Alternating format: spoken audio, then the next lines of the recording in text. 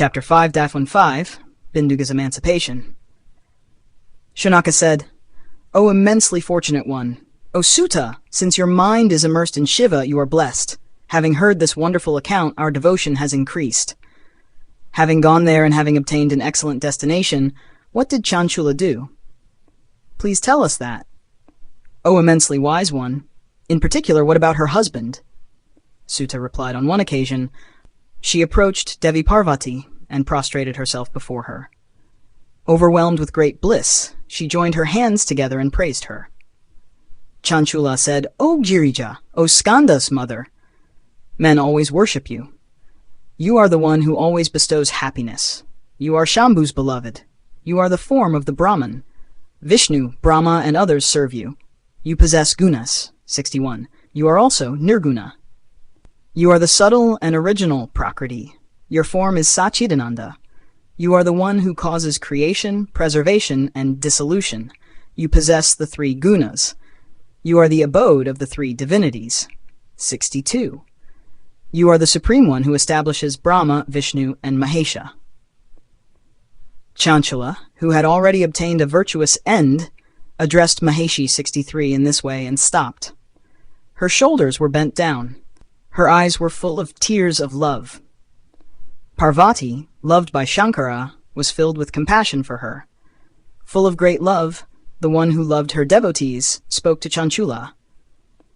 Parvati said, "O Chanchula, O friend, O beautiful one, I am extremely pleased with this praise. Please ask for the boon you desire. There is nothing that cannot be given to you." Thus addressed by Girija, Chanchula prostrated herself before her. Asked in this way, she was filled with great love. She joined her hands in salutation and bent her head down. Chanchula said, "I do not know where my husband is now, nor do I know the destination he will go to. O Girija, O unblemished one, please act so that I can be with him. O fortunate one. O one who shows compassion towards those who are distressed. O Mahadevi, O Maheshani, my husband is the husband of a Vrishali. He died before me. I do not know what has happened to that sinner." Hearing Chanchula's words, Parvati spoke to her. The affectionate Girija addressed her in extremely loving words. Girija said, "O daughter, your husband Binduga is foolish and a great sinner. The foolish one became attached to a courtesan. After death, he went to hell. For a large number of years, he underwent many kinds of hardships in hell. The one with evil in his Atman still needed to exhaust his sins. Therefore, he has been born as a Pishacha in the Vindhyas. Right now, he is a Pishacha, suffering from many kinds of miseries. He suffers from miseries caused by Vata, 64, and always must bear hardships." Hearing Gauri's words, Chanchula was moved to tears. Because her husband was going through these sorrows, she too was extremely miserable. She steadied her mind and prostrated herself before Maheshwari again. With an anxious heart, the lady asked again.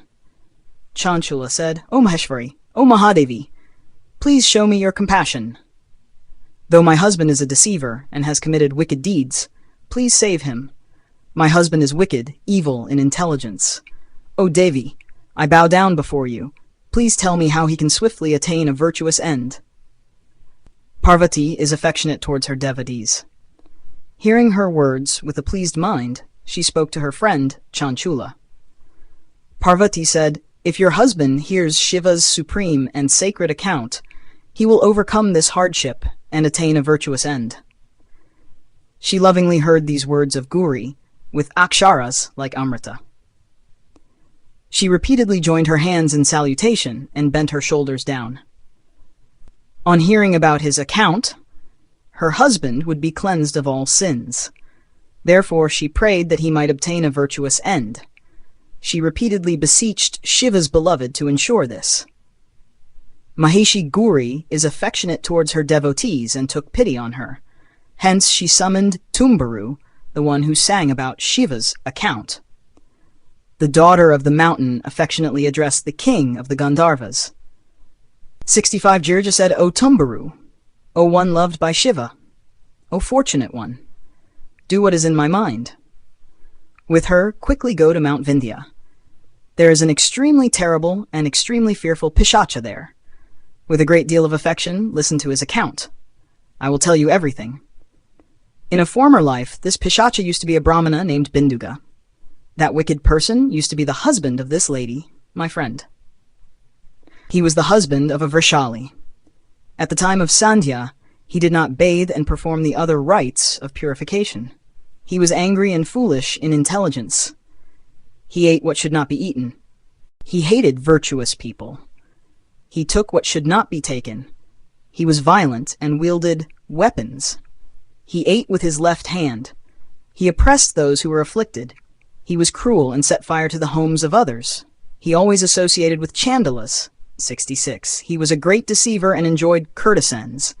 The sinner abandoned his own wife and associated with those who were wicked. As a result of that association with a courtesan, he completely destroyed all his good merits. Desiring wealth, without any fear, he made his wife accept paramours. He indulged in this wicked conduct until he died. In the course of time, he died. He went to Yama's city, the terrible place enjoyed by those who are sinners. The evil-souled one went through many kinds of hell there. Right now, that deceiver has become a Pishaka in Mount Vindhya, enjoying wicked things. In front of him, attentively narrate the extremely sacred and divine Shiva Purana, which destroys every kind of sin. As soon as he hears the account of Shiva Purana, his Atman will be purified and he will be cleansed of all sins. He will no longer be a Prita. 67 Binduga will be freed from his present hardships as a Pishacha. After this, follow my command and bring him before Shiva. Thus addressed by Maheshani, Tumburu, Indra among the Gandharvas, was delighted. He told himself that he was extremely fortunate. Following the command, Tumburu, loved by Narada, ascended an excellent Vimana, along with the beloved. 68 He went to Mount Vindhya and saw the Pishacha there, with a gigantic body and large jaws. He was malformed. Sometimes he laughed. Sometimes he wept. Sometimes he spoke excessively. Who sang about Ishana's excellent account was extremely strong. He forcibly seized that extremely fearful Pishaka and bound him up in nooses. Tumburu did this so that he could narrate the Shiva Purana. Having decided this, he made arrangements for great festivities. There was a great uproar in all the worlds. Having been commanded by Devi, Tumburu has gone to Mount Vindhya so as to make the Pishacha listen to Shiva Purana. So as to hear this account, all Devas and Rishis hastened and assembled there. All of them went there to lovingly hear about Shiva Purana, and it was a wonderful assembly. Bound in nooses, the Pishacha was made to sit down. With a lute, 69 in his hand, Tumburu started to sing the account of Gauri's husband. He started with the first Samhita and ended with the 7th Samhita. He clearly described the entire Shiva Purana, along with its greatness. Listening lovingly to the Shiva Purana, with its 7 Samhitas, all the listeners felt that they had accomplished their objectives.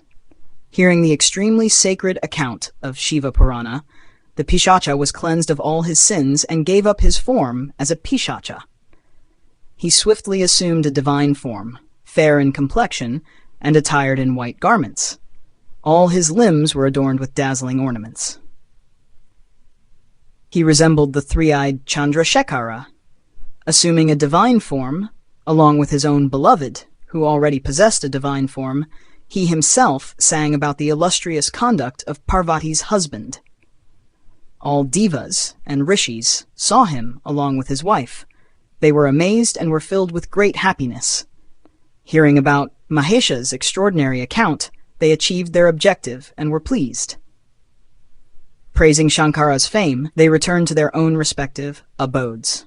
Binduga, divine in his Atman, ascended an excellent Vimana. With his beloved by his side, he was stationed in the sky and looked extremely radiant.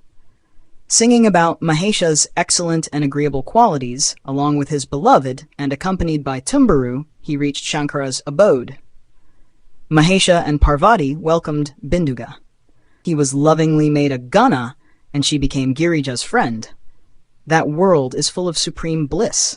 It is full of radiance and is eternal. He obtained a sparkling residence there and became full of supreme happiness. I have thus narrated this sacred Atihasa, which destroys sins. It is unblemished and enhances devotion. Shiva and Shiva 70 take great delight in it. If a person controls himself, listens to this with devotion and chants it, he enjoys extensive objects of pleasure, and at the end he obtains emancipation.